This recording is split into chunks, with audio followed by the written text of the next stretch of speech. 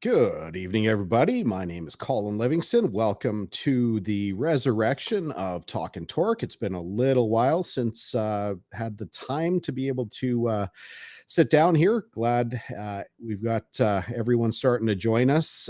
This is an episode that, in my head, I've been psyching myself out for and trying to prep, and very fortunate to have the voice of Rotax, the Rotax Grand Finals, and many other series join us here tonight. All around good guy, Mr. Henry Beaudette.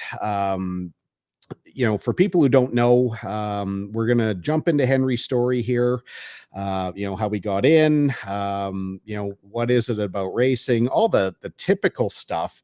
But in the world of racing, I've met a number of people, drivers, crew, parents, sponsors, mechanics, and a handful of broadcasters. But right from the very beginning, Henry was one of those guys that he just kind of hit me in the right spot right from the beginning when we had met at the Florida event last year, and he made a couple of smart comments. I was way out of my league, and and it showed at the first race. And when I got back to the paddock and I started looking at my phone and people were talking about some of his comments, knew I had a pretty kindred spirit out there. But as always, instead of listening to me flap my yap, let's welcome our good friend, all around good guy, and voice of karting for Rotax, the Rotax Grand Finals, and multiple other series, Mr. Henry Beaudette. How are you doing, Henry? Thank you very much. I'm doing okay. All the better, to see you, my friend. It's great to be invited onto the show, and thank you for those kind words. I do my best. You know. I was surprised you said yes so quickly. For people who don't know, we're catching you. You're at home right now, so you're in the UK. Yeah, I'm in Wales. Home from home. It's 11 p.m. at night. My But I'm in goodness. a good mood because Wales have just beaten Finland in the soccer, and they'll go through to a playoff against Poland on Tuesday to go to the Euros. But that's the sport that you only have one ball for. But we're going to be talking about a sport that you definitely need two. That's a fact. That's a fact. Somehow that football result slipped right past me. I didn't know about that, so I Well, appreciate you you guys bringing got a me. big game against the Sabres tonight, have you not? Or soon? Is it the Oilers versus the Sabres soon? I actually don't watch hockey. Oh, okay, I okay. have no idea. I mean, and anybody watching, you're welcome to roast my ass. But no, Well, I mean, I was a hand back your Canadian card now if you don't watch hockey. I'll tell you what, like I watched a game 2 weeks ago after the challenge race that I did in Tucson. My in-laws, I'm divorced, but have a wonderful relationship with both my ex-wife and her parents. Spent the night with my in-laws in Phoenix. They didn't give me an option. They said, we're watching the Oilers game tonight. So I watched that. That's the only hockey I've seen. So yeah, I don't regularly watch hockey, not because I don't like it. I just don't care about it anymore. The NHL had a lockout, many years ago. Yep. And when hockey went away, I just found other things to do, and I just haven't gone back to it. My kids love it, but I don't, and I don't like maple. So the two things that are stereotypically Canadian: maple syrup, maple candies.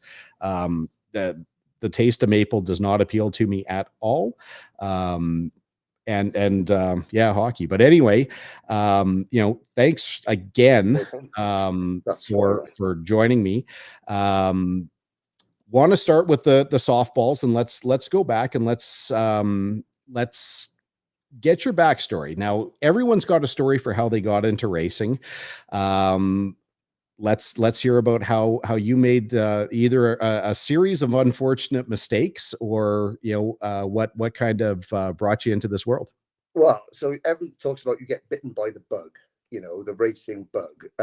I'm 43, so I was born 1981, and it was 1985. My dad recorded the BBC highlights of the Detroit Grand Prix on a Sunday night, and he did this because he knew I had I was mad about cars, but I was a little so-and-so in the mornings, you know, and while my mum and dad were getting ready for work, they thought, sit him down in front of a VHS, watch these cars go round and round, that'll check him up for half an hour to an hour. And that was the moment where I saw a racing car, saw Formula One, and I was hooked from that point on. And you know, since then it's been, you know, I've consumed knowledge and book and footage and you know, race I could watch of any kind. That was me. And you know, went to a junior race school, looked at buying a car. My dad was a primary school teacher, my mum was worked part time, so that was not an option. When I was 15, I got a job working as a track marshal at my local indoor karting centre in Cardiff. Okay. And so you know, that was where you know, I learned to marshal, learned to race direct, learned to host events, you know, and things like that. You know, ended up when I was 18, I hosted an event for Robbie Williams, you know, the pop star. And so I went to university and raced in the British University Karting Championship. Managed to win that. And then myself and my mate Cam, who you'll hear a little bit more about, who I work with, we decided, look, we let's go racing. So we bought a kart. That quickly turned into 2 karts, and then we realised actually we can, you know, with a bit of sponsorship and a bit of wheeling and dealing, you know, we ended up with 6 karts, 6 drivers running a team. Wow. We ran that for 6 years. You know, I was very fortunate enough. I raced for Wales. I raced at Le Mans 24 Hours. You know, in my kart.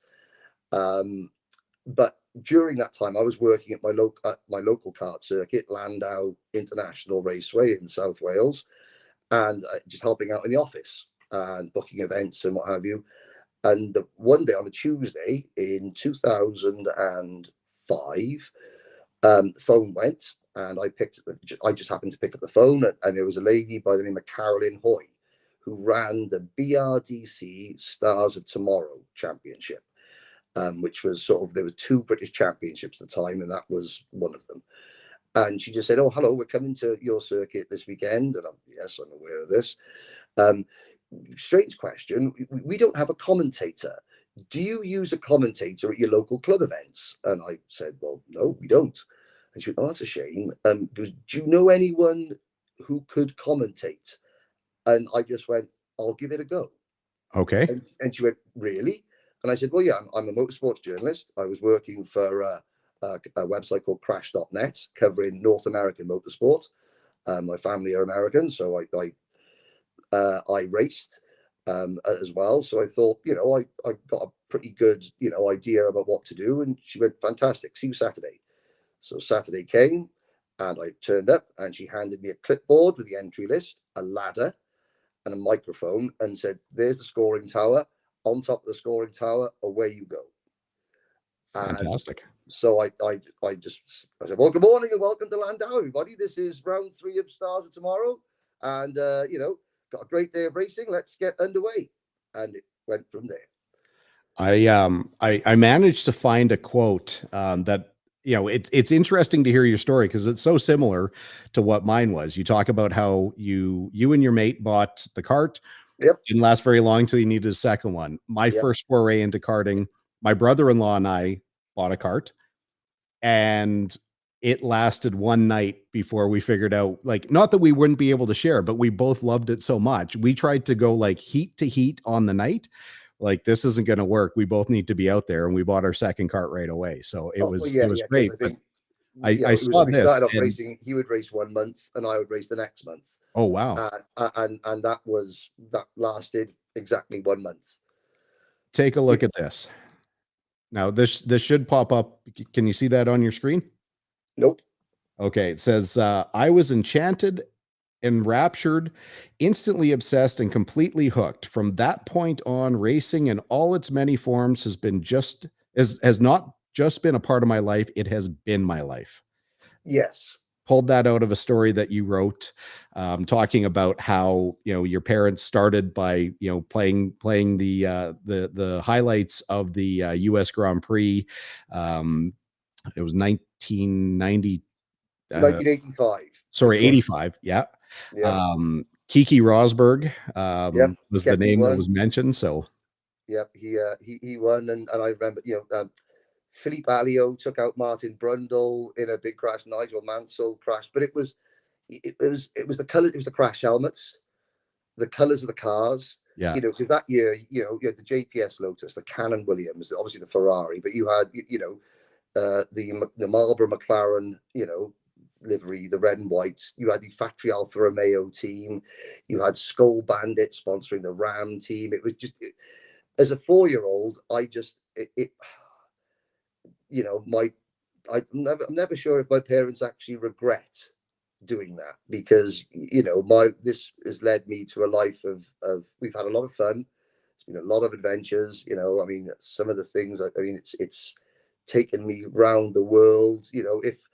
If I had not found this passion for racing, or even if I hadn't have answered that phone at the circuit on that Tuesday morning, I may be a lot richer, but if financially, but yeah. what I try to say to my son is that, we are rich in the hearts and in our life experiences. Without question. And obviously I'm still trying to make my fame and fortune out of motorsport. You never know. There's My still father-in-law chasing is the a dream. Yeah, my father-in-law is a drag racer, and he taught me early on the best way to make a small fortune Is is start to with a large one. start with a large one and get into racing. Yeah, I mean, it's you're still one of the very few that can actually make a living from motorsport in any capacity whatsoever. So, you're in less than 1% of anyone that gets into motorsport. Well, yeah, I mean, yeah. There are. I have to do it like a part-time second job, off and on, during the week. But at the moment, I am, yeah. My only source of income is motor racing, is karting. I did a little voiceover for a film that's being made about the 1989 Le Mans 24 Hours, last night, and there are other things that I've done bits of voice work, here and there, but it's really, motorsport is where my heart lies, my passion lies, where my talent, for want of a better word, lies. And I can It's just not see so many. easy to Yeah, there's so many to opportunities there's things that I've got so many ideas and so many things and plans that, I mean, I'm a technological dinosaur. I don't know how technology works, recording equipment, which is a shame, because that sort of holds you back, a little bit.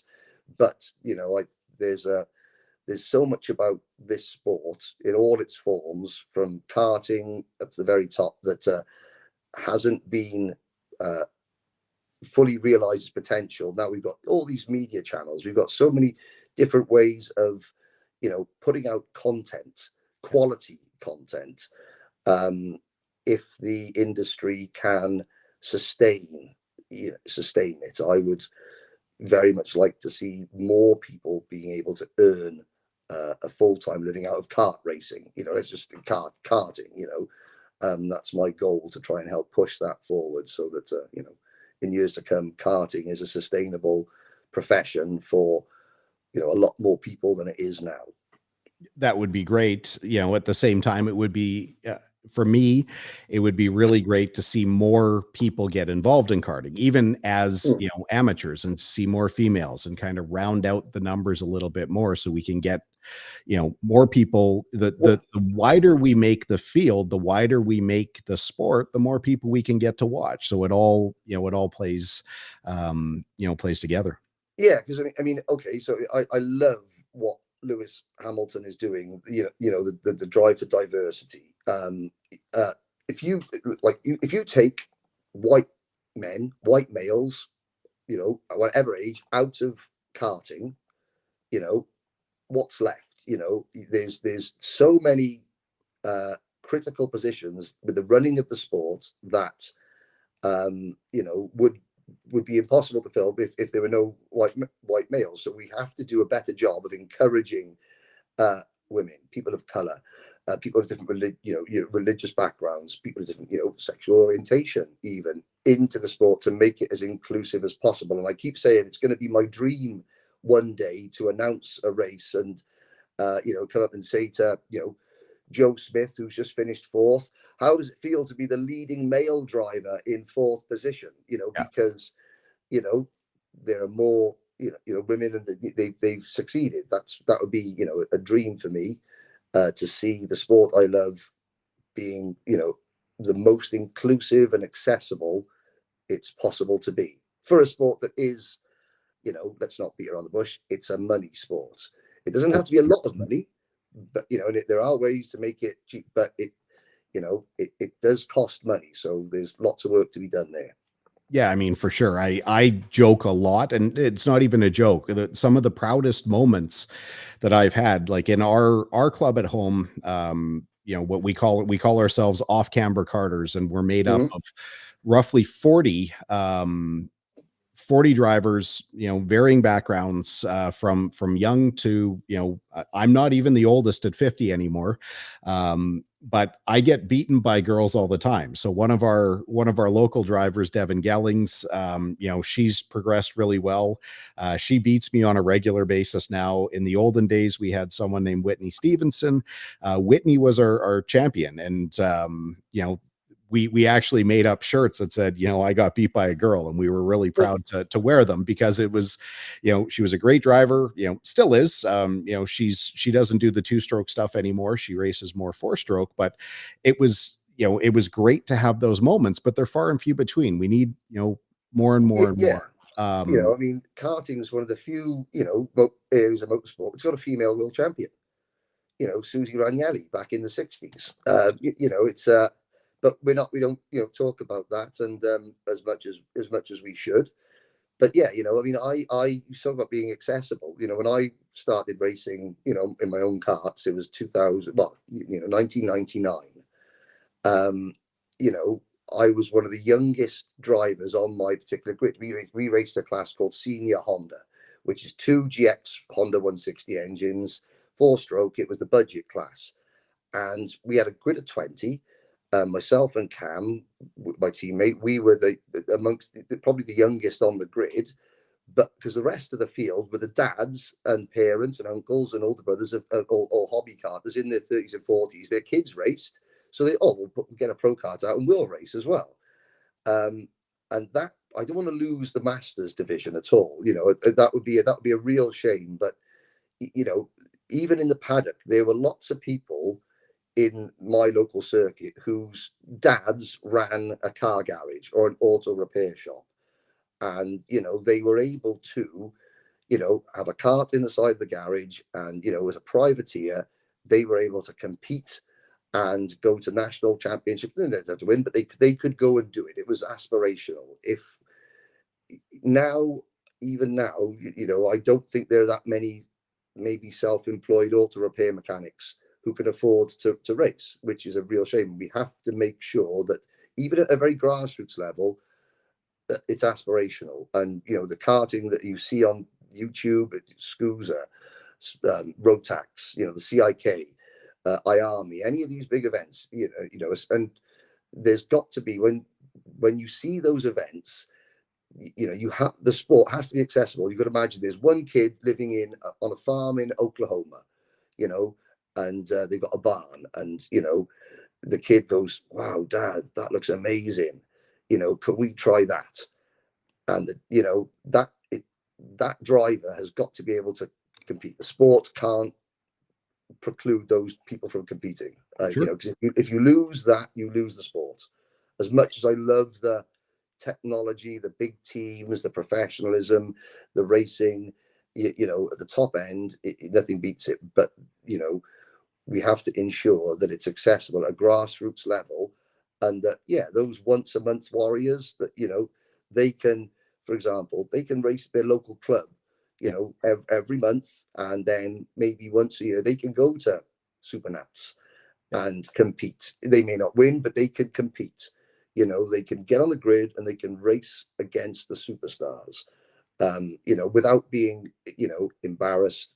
Obviously there's different levels, but they can compete. Yeah. That's, to me, extremely important. And that if I could change anything, I would make sure that we don't lose that. Yeah, I mean, I from the first time I got in my cart, I had only ever done a club race until I want to say it was about 6 years ago. So I had only Mhm. raced in our local club until we did, a buddy convinced me that we should go do a race down in Calgary. So for us, Calgary's only 3 hours away. It was another club race, but like that was so unbelievably uncomfortable to get out of our our familiar area, have to load up, have to think about like our original track that I drove at was it was exceptional. Like we stored our Great. carts on site. It was called Stratatech. So it was basically like a super speedway. It was 1.6 kilometers and only had 9 corners. Oh wow, that's yeah. It was known through like very well throughout North America. We had a lot of people come up to the track because they just wanted to try it. But we had an on-site pro shop. We had a live-in mechanic. So we would finish on a Wednesday, roll our carts back in. Cole would Yep. would work on the cart while we were gone, and we could just roll it back out. So we didn't even really have to know a lot about our carts. But as I started doing, more and more of that, it's like, okay, wait a second. I learned a lot more by Yeah. having to go to this track I didn't know, have to learn the line, and now I'm a big believer that if you're really going to develop as a driver, you have to get out of your comfort zone, and you have to experience not just new tracks but be around unfamiliar drivers, so that you have to kind of Exactly. experience the different mentalities, the different ways of of, Mhm. of driving. But But you have it's the experience. I mean, it's adventure. sure. That is going to a new track for the first time, packing your cart up. I remember when we traveled around. It's the experience. It's the laughs you have. It's like Yeah. windshield time. I still laugh with my ex teammates about some of the things that we did on the way to these kart events. The racing was great. The banter, the experience, the camaraderie was fantastic. But it's driving up and down the country, especially if for a young family. Yeah. That's the bit that is almost, if not more valuable. The time you spend, with your kids, with family, whether it's good or bad. It's doing something together that is yeah, and traveling and racing is a great way to just yeah, some miles are good, some miles are bad. You get in the bus or the van at the end of a weekend, and you've got a cart in many bits in the back, and you've done nothing, and it's like, I hate this sport. But then you drive home, and it's just, it's more about the life experiences and the memories, with family and friends, that is almost as important as the racing. But then you also get, a team or another group that'll pitch in and help out, and they'll see that Yep. you're struggling, or they'll see that, Yeah. you're missing a line. When I did the first challenge race down in the States, that was a big, it took, I think it was 28 hours for me to drive, tow my truck and trailer down. It was the first time I ever sat in a shifter cart. I'd never been in the cart in my entire life. I had no idea what I was doing. I got there. I didn't have a generator. I didn't have an air compressor. I didn't have a table. I didn't have a spare I had nothing. I had no Yeah. idea what I was doing after Well, racing for there's so so nothing's long. nothing's changed there then. Thank you so Sorry. much. You're correct, but now at least I know that I need to line up with guys like Yeah. Ron White or whoever that can actually take care of me on a race weekend. Well, and there's another. That's another. It's a good point. I'm not trying to blow smoke at your ass here, but of course, when I first met you, we were at the Rotax Winter Trophy, Yeah. and you were the fifth person on a grid of five against Yeah. four almost professional go-kart racers. But taking away that where you were, how far off the pace you started, I could see it instantly. This guy is a good person to have. You add something to every paddock that you're in, every grid. You do. You bring people together because you're having fun, and therefore people help you out, and you encourage people to help each other. And one of my things with commentary is I try to find people like that. Mm. Learn the stories, find the background, the families. To yeah, to enhance the appeal of, say, look, this is a fun grid. you know, and yeah, okay, I end up, to be making jokes, and It's there's fun. a bit of Mickey taking, but it's all good natured. But the whole point is to try and promote the people that are in the sport just for fun, for the memories, to compete for that, the camaraderie and friendship, which can get lost at the very highest level when the 100%. stakes are naturally so much higher. So The there's always a method to my madness. I do what I pick on people like you. Well, yeah, I don't, I appreciate the kind words sincerely. I think the one thing that I really contributed, at least to rounds 1 and 2 last year, was The barbell. my No? my successful campaign to reduce the pre-final and the final from like 18 and 24 laps down to like 15 and 8, especially at the first track, A because PK. Oh yeah, it was brutal. so physical, and it was like, it was crazy. And the end of the day was like, listen, there's only a handful of us. The result isn't going to change in the last 5 laps. And, and once the guy, like, because in the beginning, okay, let's use some real numbers. I was 50 pounds heavier Yep. than those guys, and at least 30 years older than the next closest Yeah, competitor. Like, it and wasn't even close. but you started the weekend. I think it was like 4.5 to 5 seconds off the back of the Possibly. other four, Yeah. and you ended the weekend like 3 seconds off the back, At and PK. then Yeah. yeah, a PK, and then the next round, you would say within a week you'd lost a couple of pounds, and you focused on it, and you were like 2 seconds, To and be fair, I cheated at Orlando. oh And I don't mind saying that, because there was a spec gear that the series mandated. yes, And if I ran the spec gear, I was I was dead. There was no way that like, even those guys couldn't really make that gear run. I put in the gear that I wanted. Again, there's a fifth, like, even if I put nitrous, if I ran a shifter engine, I still wouldn't be able to keep up with these guys. So I wasn't going to take anything away from anyone. And if, in the extremely unlikely event that I managed to, I wouldn't say podium, but if somehow there was a set of events where I ended up in the position to take that ticket, I would have walked away from it because my conscience wouldn't let me do it. I just wanted to embarrass myself a little bit less and yeah, kind yeah, of keep up. Like, when we got to Orlando, though, Orlando's a much less physical track than PK. mhm. It's it's only a handful of corners. I think on paper it says it's like 13, 14 corners, but really it's not that many. Yeah, no, And there's 13 on paper, but there's a couple that are, you just it's don't. a kink. And when Yeah, you make that complex back towards the tech building, I think there's like 3 corners in there, but it's really one big sweeping corner. But yeah, notwithstanding, Esteban, if you're watching, I will do the same thing again. And even I said to the promoter, I'm like, what's the end result? He's like, if you end up in tech, you're going to get disqualified. And I said, I don't care if I get disqualified, because I'm not no, here to win yeah, anything. and So you've had an enjoyable race, where you've yeah, been, more competitive. But see, I'm glad I was completely none the wiser, because there's me thinking that you'd up your game and that you were I driving. I did up my game. I No, did get you a had, little bit better, you but had. yeah, I mean, but that's the fun stuff. And getting to know, some of these other, because there's really strange things that can happen at a race depending on who you are and what you allow yourself to experience.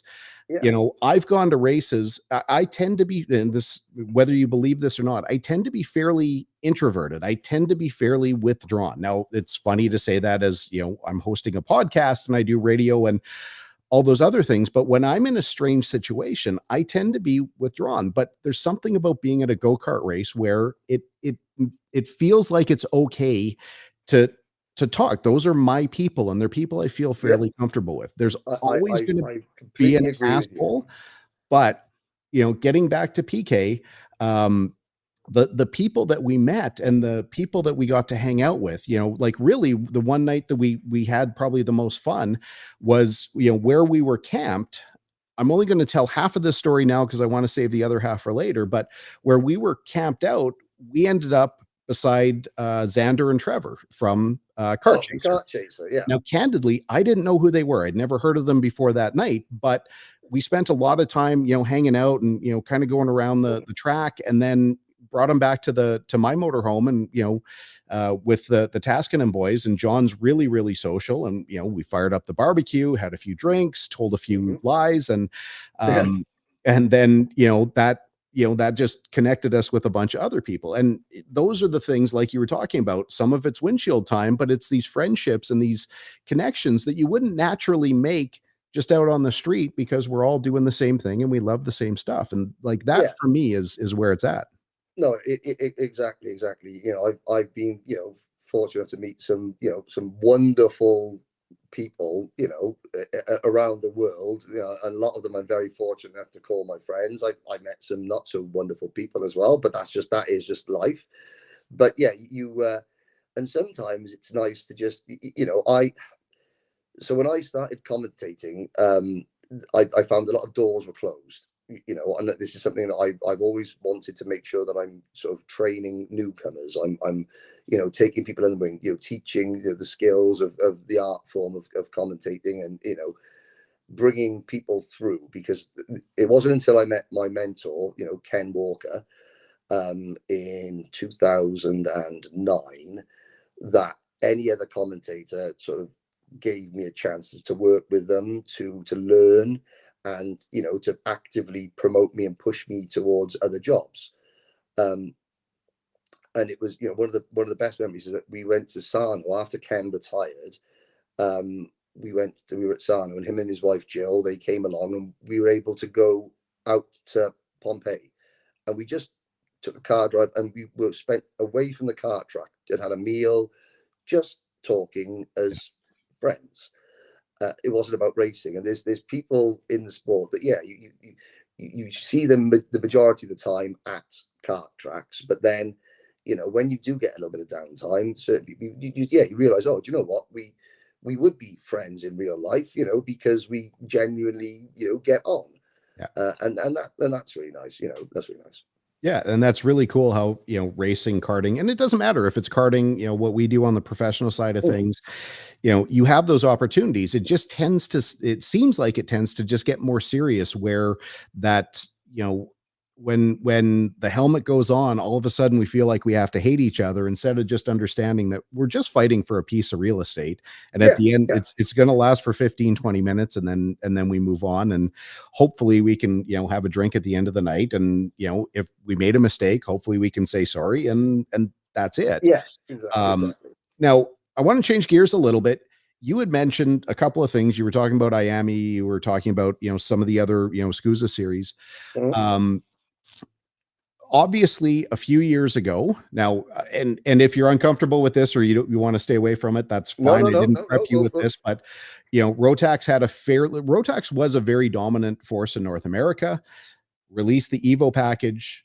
I think we can say and safely agree that it wasn't necessarily handled the best way. There Which was maybe a timing issue, and a personnel issue, and And then a a support supply issue. issue, and a general audience customer issue.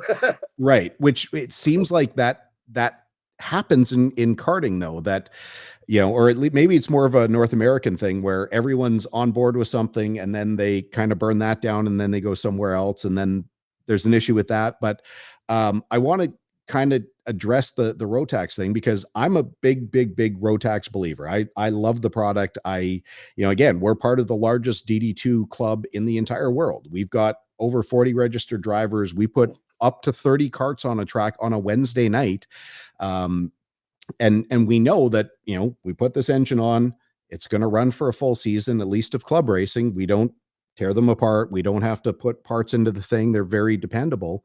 But you also have the opportunity to cover, like you said, IAME, did some, was it, pardon my confusion, I can't remember if you did the Rock Vegas, or if I'm thinking of the SCUSA event recently. I did the SCUSA event. I did Okay. Supernats. I did work for. So, I've worked for every major karting promoter, engine manufacturer, series in the world. over my career. You know, I'm on good terms with nearly all of them, even the ones that have sacked me. But yeah, the Rotax. So you know, this is when I started doing the Grand Finals in 2014. It was the year after the Rotax Grand Finals were in New Orleans. That was organised by Richard Beauclair, the Max Speed Group. Okay. And the first few years of doing the Grand Finals, I got on. You know, Richard's a great guy. You know, he used to do the Mojo tire changing contest, and you know, the American team, Team USA, they were together. He was like the ringleader, you know, the ringleader, the circus, you know, leader. You know, everyone was like, right, okay, so and so's in this race. We're all going to go out and watch them. And there was, you know, the Americans had a huge presence at the Grand Finals. And then 2016 at Sarno, suddenly halfway through the event, Richard goes, right, Henry, I'm off now. You're doing the Mojo contest. Goodbye. And there had been some falling out, some parting of the ways, whether it was over the Evo package, whether it was over tires, whether it was, a disagreement between the way Rotax wanted to do things and the way that he felt the American market needed to be. Whatever the result, it left a lot of people in the US high and dry, Yeah. without a promoter, without equipment. They just spent a lot of money on updated parts, and it went very badly wrong. And years, even though we are 5, 6, 7 years later, Rotax as a product is still recovering step by step. But I've learned in karting over the years that people, it's like very ebbs and flows. Very cyclical. 2, 3, 4, 4, 5 years ago in the UK, there were 90 IARMI X30 drivers in junior and senior in each class, and there were 30 in Rotax. Last year, there were 30 in all the IARMI classes and 90 in all the Rotax classes.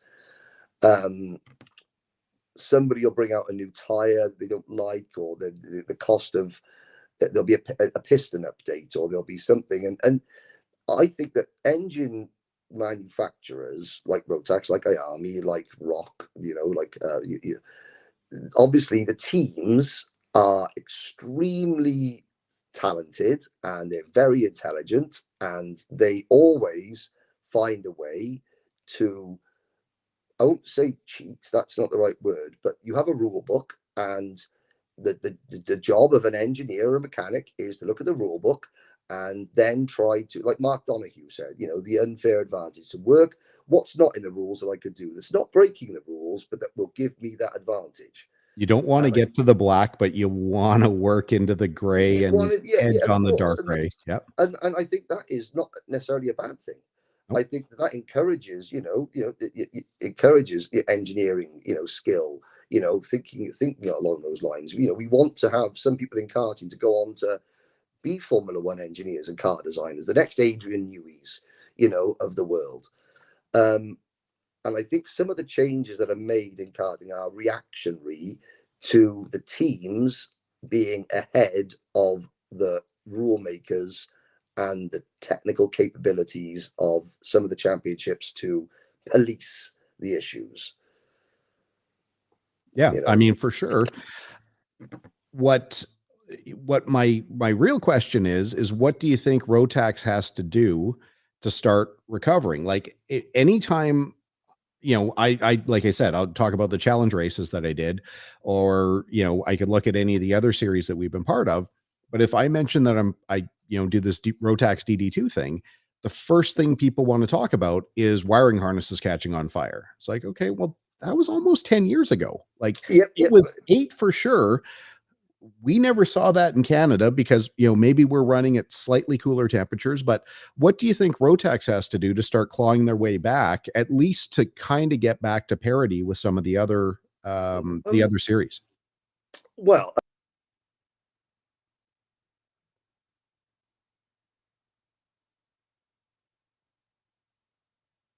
we Got a temporary glitch in the matrix here with Henry. We did a little test call yesterday, so I know that this won't last for long, and we'll get Henry back here right away. At least he's paused in a fairly thoughtful position here.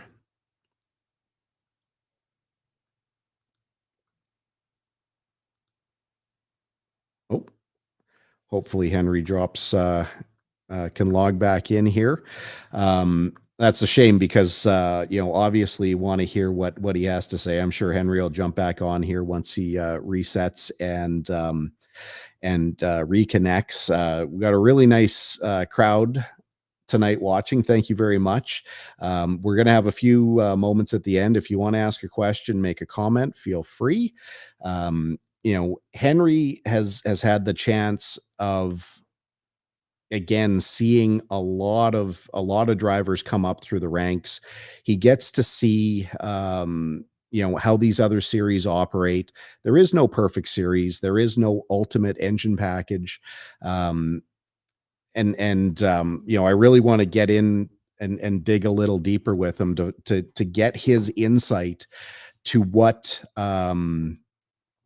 what he thinks the magic formula is, because realistically it's not good for any one series, any one engine package to get too big, because then like he was talking about with the competition side of things, to have innovation, to have somebody who can kind of push that envelope, it spurs more development, and it helps make everything better. And just like, within the tech world, if one series gets to be too big, then it makes it really hard for anybody else to claw in. I think they need to be more even, and there needs to be a bit of parity. I'm just going to send Henry a quick note to find out if he's able to jump back on.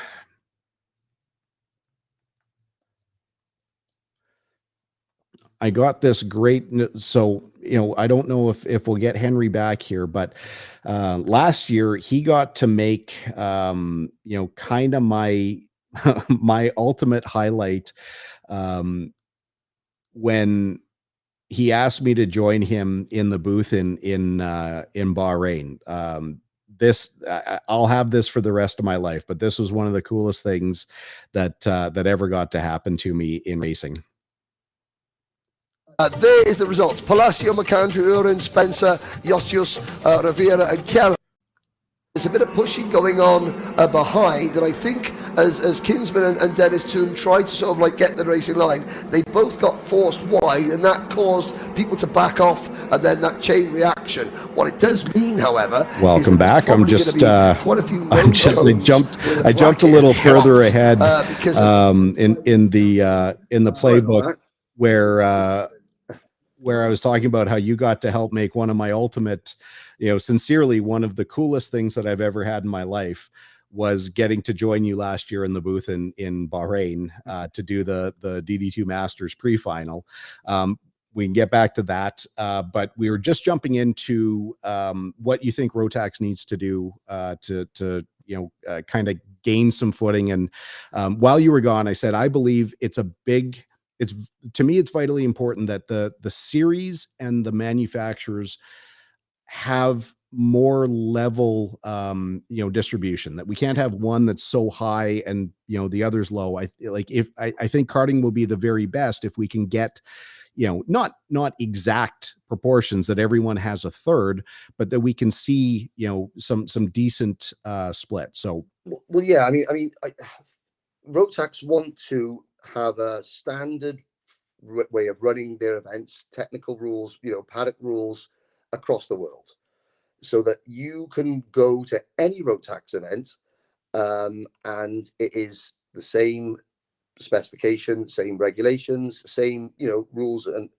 which is a good thing. However, they're like the North American market there's a slightly different way of doing things, certain things, and there's going to be a bit of pushback. What needs to happen is that whether it's an RTX group, a Grid 14 promoted event or a J3 promoted event in the USA, the regulations got to be the same. Down to the very small minutiae, which is what caught us out at the first weekend of the Winter Trophy this year, when suddenly you jump from 120 drivers to 250 odd. Yeah. And all the big teams are there, and so you've got Rotax saying, well, these are the rules. You've got the promoters saying, these are what the customer expects, and this is what we've planned for. And putting on an international karting event is very, very difficult. It takes an inordinate amount of planning, staff, technology, rules, regulations, time, money, that people don't realize. It also has, the facilities, you're packing in so many people, and, everyone needs internet and, live streaming, all these things that,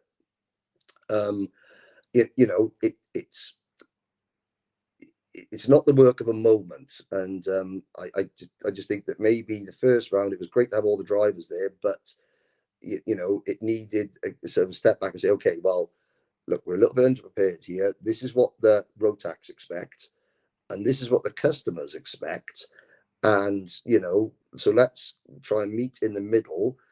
But what the idea is that all those drivers that race the winter trophy, when they go to the J3 promoted East Trophy and West Trophy races and the US Nationals, and J3 is doing a fantastic job of implementing that European style of racing, of Rotax racing. Every tiny little technical detail needs to be the same. Yep. For example, Harley Keeble got excluded from DD2, I believe, in this last round of the Winter Trophy because he had his tires on the wrong way round. Yeah. The rotational arrow. Yeah. Now, Harley was like, damn, there we are. No, he didn't complain about it. It was like, shoot, that's tough. And everyone else was up in arms. How can you exclude somebody from that? And Harley knows that in Europe and the UK, that's the rules. And, it's an exclusion, and it's a silly mistake, and it doesn't gain you any advantage or anything like that, but it's a rule. And everyone in the States was like, that's ridiculous. How can you exclude something? I said, well, it's a rule. Yeah. Unfortunately, you had a situation last year where, Lucas Palacio won a Rotax Grand Final, world title, and was excluded because, somebody has read, well, these are the rules in the States. They're not the rules of the Grand Finals. And, it got so. I believe what Rotax are trying to implement, it will help the USA, North American karting, the way they're trying to do things. But there are also some things that, Rotax and the Europeans can learn about the American way of doing things. Because, not everything works in Europe, or not everything in Europe, and this is not just, this is across the board, is conducive to a happy, fun, vibrant, show. Yeah. And but then not everything in North America is quite, maybe behind the scenes tech wise, scrutineering wise. You haven't got the equipment and the ability to, the Rotax US Nationals last year, there were people couldn't believe it. It's like, we've been in tech for 45 minutes. Yep, you have. Like, what's going on? Well, that's tech. In Europe, in other countries, you're used to that. But so there's, the two parties could learn from each other. Yeah. There's a happy medium. There's a happy medium, yes. And I got we were in Italy last fall. We went over for a CRG event. It was in rental carts, but we got to spend a day on a test day leading up to an event at South Garda, and just being there, we got to, be inside CRG's factory tent. Couldn't really get inside anybody else's. I wasn't there to snoop, but I love seeing how the teams operate and seeing how, everything happens. It was miserably cold. I mean, it was like 6 Celsius. It was raining.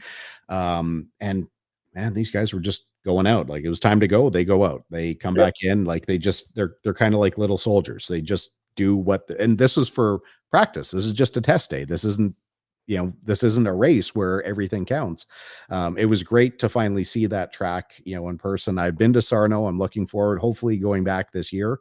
Yeah, and But if you are there, then of course the option to join me for a race or two in the box is, and that's again, I asked you to do it because I thought, number one, you'd be good. Number two, you can add. I've never driven a DD2, so you can add this perspective that I can't. And number three, it's a global event. I want to have voices from all over the world. At any big event that I do, yeah, if I'm the only commentator, then I make it my job to have guest commentators, start people off. I used to do it in the UK a long time ago, where if there was a cadet who hadn't made the A final, who was a good little talker, I'd kept bringing him up and he have a little practice at commentating. yeah.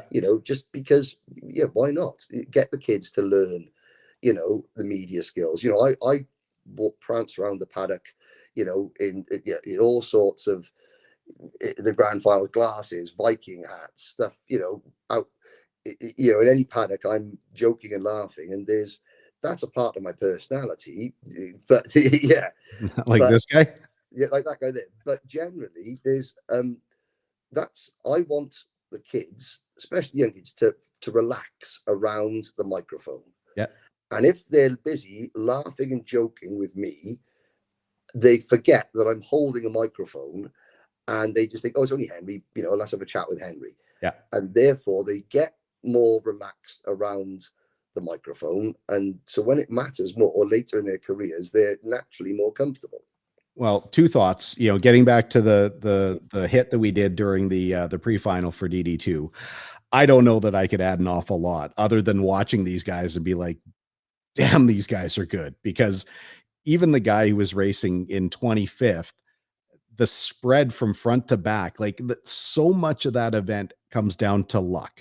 And it comes down to whether you had an issue with your fuel pump, whether you had, a bad start where everyone just happened to jam up, but they're all unbelievable drivers. But, getting to the kids, you've got a really great skill of not just, you don't ask the yes or no question, because that's all a kid is really programmed to do. You don't say, hey, Johnny, did you have fun out there today? Because the kid's going to go, yeah.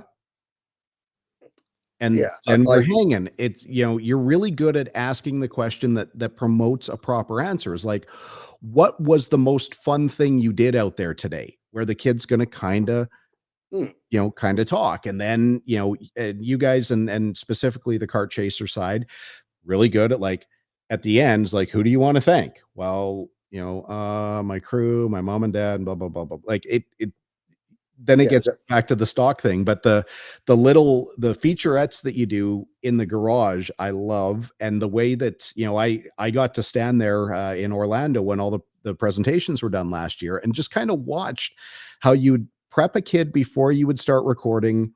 You had the benefit of being able to do second takes if you needed to. I really appreciated the time and the care, especially for the little kids that you gave.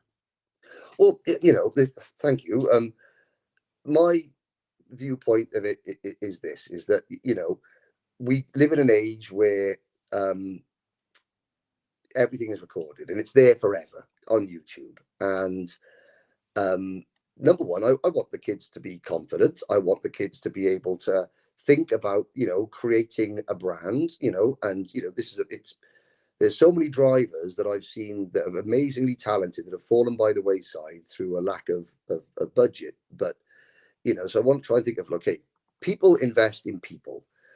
If you're a business and you want to put in, say, $1,000 into a kart racer, you can pick any one of hundreds of talented drivers, but you'll generally look at the one who's going to represent my company, who's represent my brand, who deserves it, who's got the best backstory, who's the nicest, most polite, kid. So I want to try and get them to be the best version of themselves, to learn about the business side of things, but also to give them and their families, some nice memories to look back on, in years to come, when they're not racing anymore, when they've got their own families, they can look back and say, oh look, this is this is me when I was a kid, and this is what I did. And there's a nice bit of fun element there, where they're not robots. Because when you put the crash helmet on, every driver looks the same, apart from what color the race suit and the go-kart and the crash helmet is. When you take the crash helmet off and you get the personalities, the families,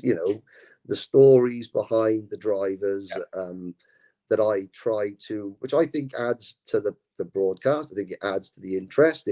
If there's somebody watching karting that's not in, directly related to any driver per se, but they hear, oh, this driver's from just down the road from me, and oh, they've got the parents, they do this, and the mum's the mechanic instead of the dad, and what have you.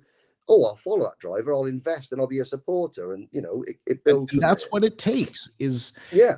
Whether it's professional racing, that's the thing that kills me about professional broadcasts, is that they don't showcase the drivers. Like, we need to learn who these guys are, who these drivers are outside the car, so we understand a little bit more of how they maybe act when they're inside the car. But you covered that so well. I want to get to a couple more before, I've kept you very long, and I don't want you falling asleep on me here, but no, that's okay. Couple of things, just because I want to get your opinion, and these are kind of quick fire stuff. Yeah. Quick fire more. Who was the one driver that you saw at an early age that you knew was going to make it? Lando Norris. Okay. I saw him go 2009. He was a cadet at a place called Kimbolton, first round of Formula Kart Stars. He started in the C final, won the C final, started the back of the grid for the B final, drove through the field, won the B final, got on the back of the grid at the A final, and he had just turned 8. The kart then didn't start in the A final, but it was, and it was wet. He was tiny, so he was one driver for definite that I thought, that Oliver Rowland as well, who won the first ever race I commentated on. He went round the outside of Jack Harvey at the final corner of Landau to win a JICA race. And then there's been other drivers that I've Alex Albon, Jake Dennis, Ben Barnacote, George Russell, they all did, and Richard Verschoor, they all did things that I saw that for me marked them out as very, very special when they were very young.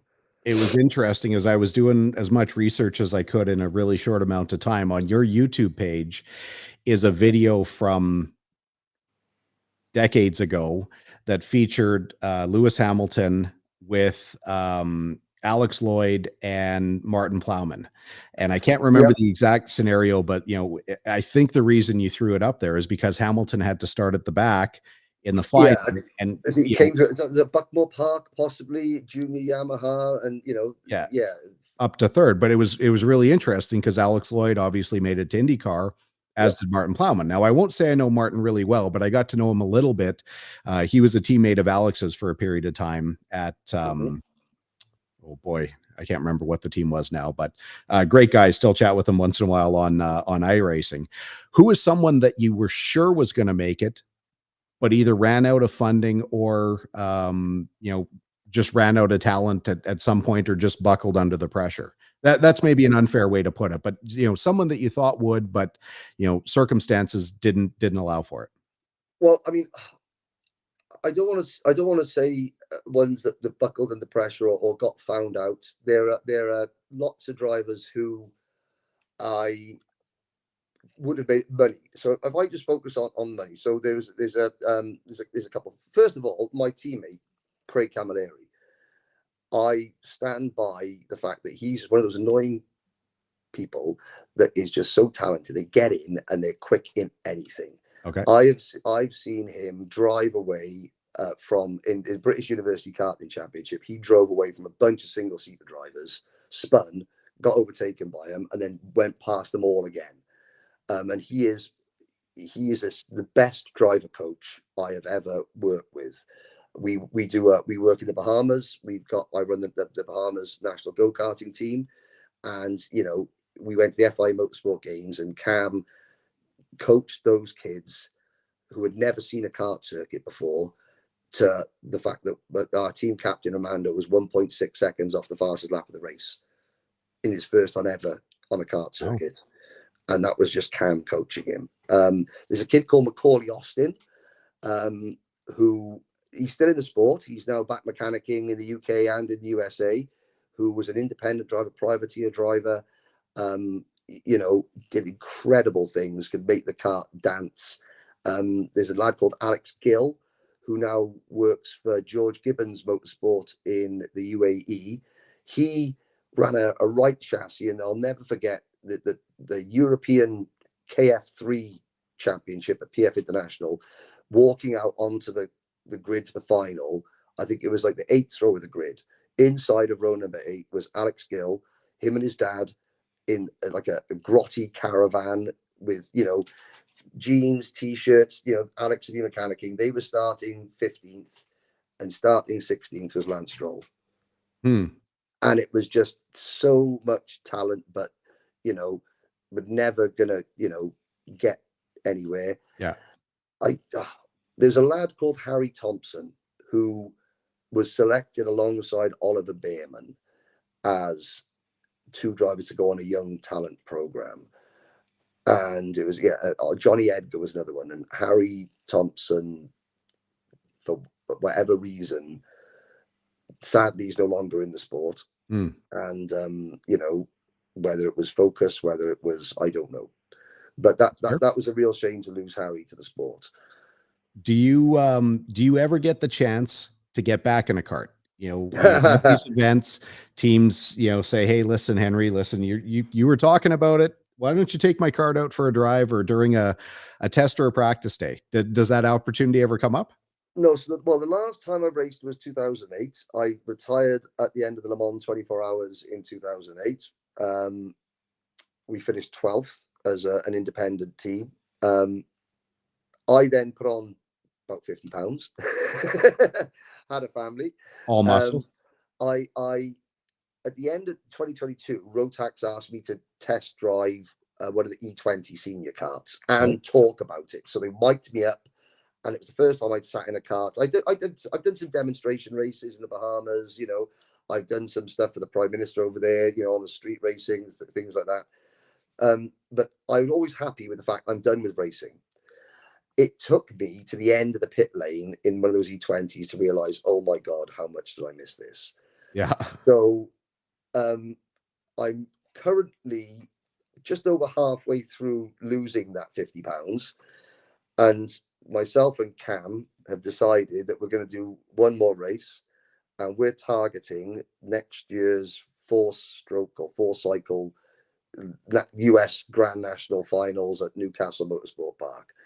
I'm going to go in the veterans class or the masters. Cam can do what he wants because he's a year older than me, but he's like a whippet. So, I don't get a chance to drive as many karts as I would like to, but the itch is still there now, thanks to Rotax. So if someone gave you an opportunity, obviously world of difference between a 4-stroke, the E20, and a 2-stroke, would you take it?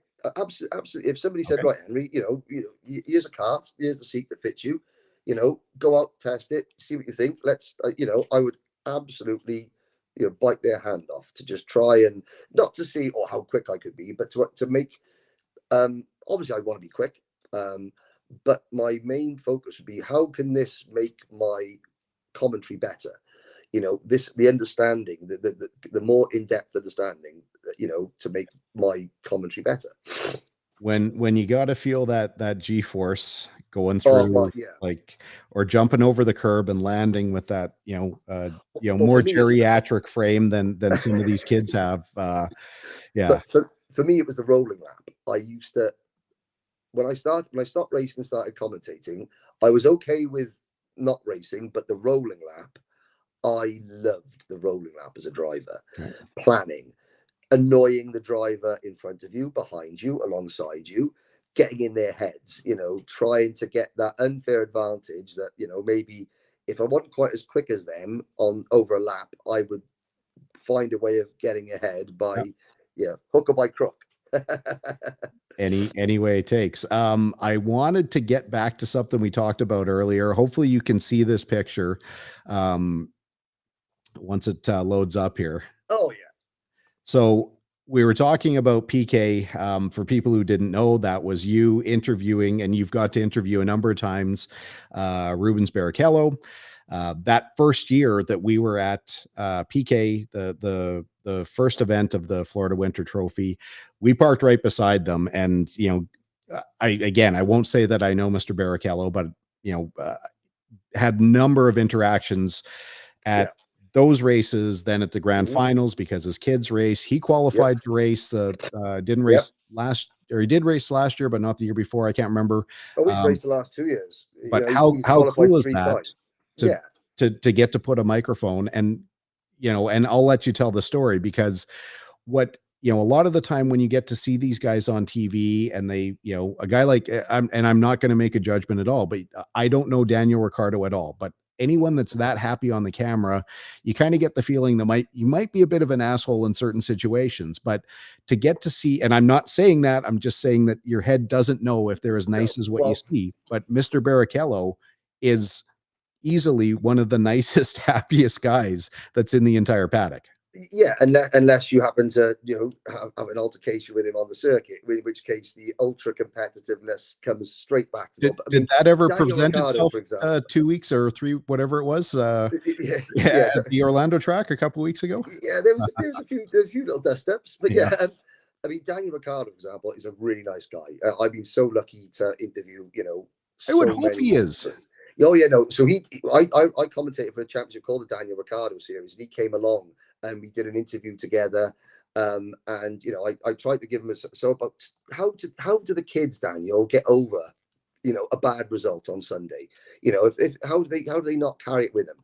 And he just looked around and went, go into school on Monday morning and punch the fat kid in your class. That'll make you feel better. Lewis Hamilton was so great at talking. I interviewed him, and it was, as long as I talked about karting, and him and, the kids and memories, he was fine. The minute you give him like a Formula One style question, you could see that, the autopilot comes on. Yeah, so for the millionth time. Yeah, so I find that with Rubens, and I'm good friends with him. We speak off track and away. That event, the first time I met him, I interviewed him maybe 2 times, and I would walk past him more, and because I'm moving on to the next guy, because he's no more important than, say, Colin Livingston in that event. You're all there, whether, every event I do, whether there's 500 drivers or 50 drivers, I try to make every single one feel as important as the other. There's, you're not going to get the same amount of camera time, but if I can do the same amount of research and, if I, on every driver, so that when they get their 15 seconds, it's meaningful. Yep. That's the point. And I think that's maybe why I picked it off him, is because the amount of times I just walk past him with a microphone and I'm interviewing other drivers, and you've got nothing to add right now. I want to go and speak to this guy from Taiwan. Because he's written his cart off, and that's more important. And I was able to give him the badge of his Stuart Ford that I collected from the track from Spa in 1998. I picked up the badge off his car from the side of the track after a massive accident and kept it, and I was able to present it back to him in 2022 with his son Eduardo, and we're just sporting dads. We talk more about our kids.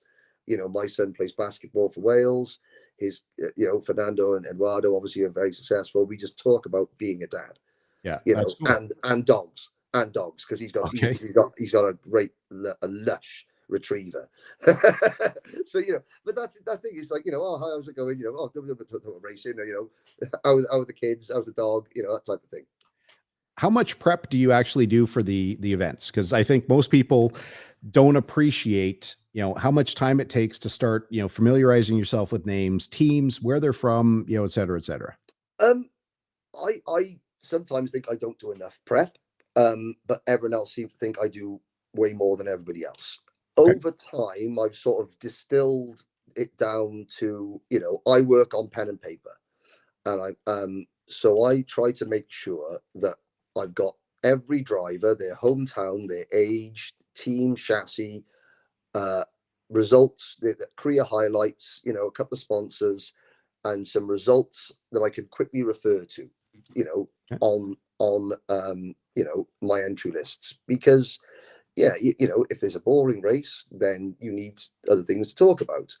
But also, I want to know, the person who's 36th and last, they've worked just as hard to get to this event, and for whatever means they have, Yep. they deserve as much of my time as the Callum Bradshaws of the world, the Joe Turneys, the Marin Kremers, the Rubens Barrichellos. They're, to me, they're just as important, and I try to make sure I go around the pits, I go around the paddock, I speak to everybody just to say hiya.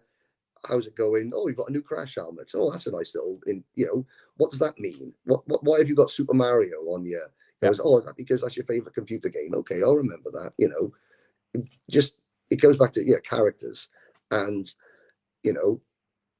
making everybody who turns up at a paddock feel wanted, valued, feel part of the show, feel as important, whether they're first or last. No, and you do a great job with that. Now, these are my favorite question. This is how I typically wrap things up. What's a misconception that you get about yourself or your profession that you want to clear up? That it's easy, that anyone can do it, and that misconception about myself, that I'm, like you said, like I'm away from a kart track, I'm not necessarily as outgoing and as bubbly as I am there, because it's my world. It's my world. So I think, and a misconception is that it's easy to put on really good quality broadcasts. It takes so much equipment and planning and professionalism to do, and that it's easy just to sit and talk about a race, because I think it's a bit of an art form. Having my 8 minutes, and that's the only regret I have about that experience we did in Bahrain, is that I never got a picture. I wanted to have a picture beside you in the booth, kind of from my perspective. But once, because we didn't plan anything, we didn't talk about anything. It's just like shuttle in, sit down. You were in the middle of dealing with, Colin, get down here. Yeah, you were dealing with a producer in your ear. We kind of had a bit of a script that we were going to go to, and it never happened because there was an issue, and then there was an interview, and then it was like, we're right in the middle of it, and then it was over. It was, but that's the good thing. That's live. I love live is great. It sends your senses tingling, because you've got to do a good job, and there's nervous energy. But when when you're on the top of your game, or you have belief in yourself, then things just flow. I was thankful because it was over as quick. Like, didn't have any time to kind of get nervous, didn't have any time to really think. But sitting back and really wrapping my head around sitting there for 6 hours, 8 hours, doing heat after heat after heat after, class after class after class. And I mean, you made a comment a few times, especially as we got towards like, your voice was gone. I mean, it takes a pounding, because I mean, I don't just do the commentary. I do lots of other things at the Rotax event. I think my step counter in 10 days at the Rotax Grand Finals, I walked 123 miles. I believe just doing all the things there, But if you're passionate about it, then it's no problem at all. It's my passion, it's my love.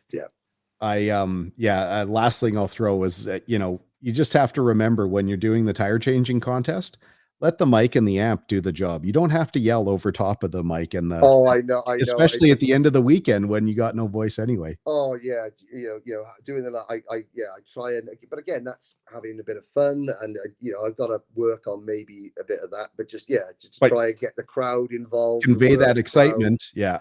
I've got another 20 questions here. So hopefully at some point we'll be able to do this again. Oh, I don't want to keep you any longer. I know it's very late, and I appreciate your time. This is easily I'd the be largest I'd crowd that be I've more ever than had watching. So thank you so much, Henry. Oh no, thank you very much. It's a pleasure. I'd love to come back anytime and chat with you, mate.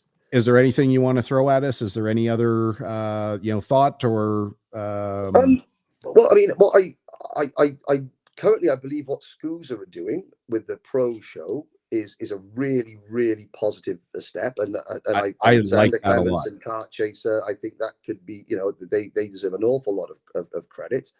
Um, I just, I want people to go and explore and try and get into karting, and I think that, if there's a way to make it easier to get in to karting and more affordable for more people to do it, then that's better. I would just say, when you finish driving, don't give up on the sport. You loved it at one point. Yep. That's why you started sat in a go-kart. So even if the dream ends and you're not going to be a professional driver, there's so many areas in the sport that you can still work in. Then that is what I would do. Somebody's got to be at the back, and for the most part, especially at these big events, I'm happy to watch the backside of these guys drive away. The people at the back. Without the people at the back, you've got no sport. Yeah, no, I agree. Henry, thank you so much. Really appreciate your time. This was fantastic. Hopefully everyone enjoyed, hearing your story, your passion for karting. Thank you for what you do for our sport. Like I said, when we had our test call yesterday, I'm a firm believer, once you get into this sport, you have to adopt the role of ambassador, and we need to be, promoting, we need to be bringing in the next club racers.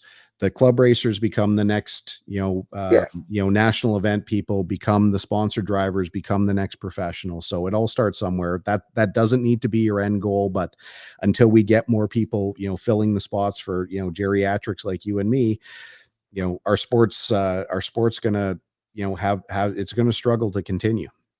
Well, I think that there's enough people doing enough correct things in karting as the moment, that means I think that we're in pretty good hands at the moment. There's always a lot to do. Never rest on your laurels. Amen. Well, I was in the gym yesterday.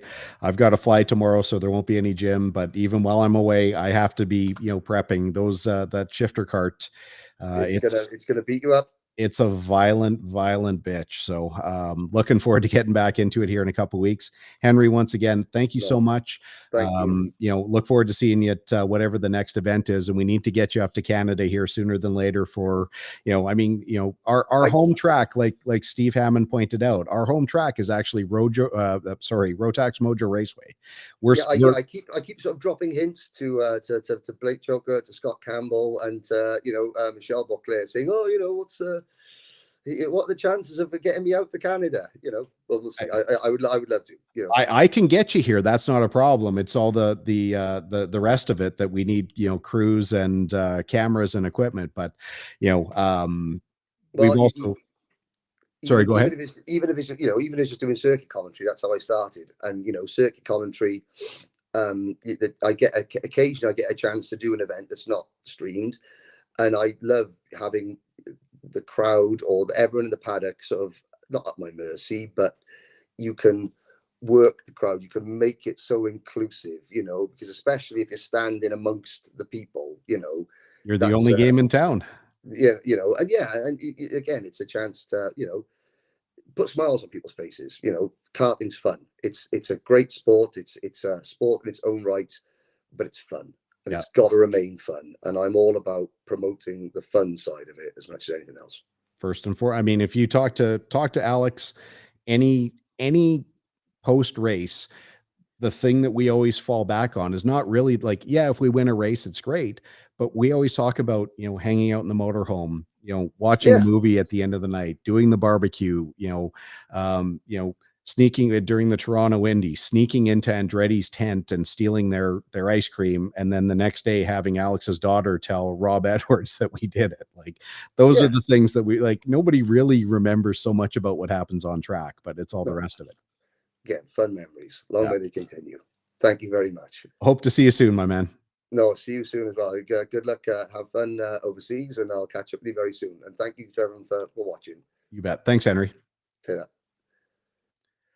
Oh, what a great dude. For people who don't know, again, what Henry's saying is it's not flippant. It's not, hollow. He spends time going through the paddock, going to, literally every driver, every team, and gets to pick up on these stories and gets to find out who everyone is and makes a point. And, highly encourage you, whether it's this year's Rotax Grand Final or any of the other, kart chaser events or wherever Henry or any of the other broadcasters are going, the quality of the production that they're doing is professional level. It's, obviously it's not as fancy a cameras, not as many people, but, they do such a great job covering multiple angles and really, bringing you into the events. But, man, oh man, thank you very much. We had almost 100 people watching just on YouTube.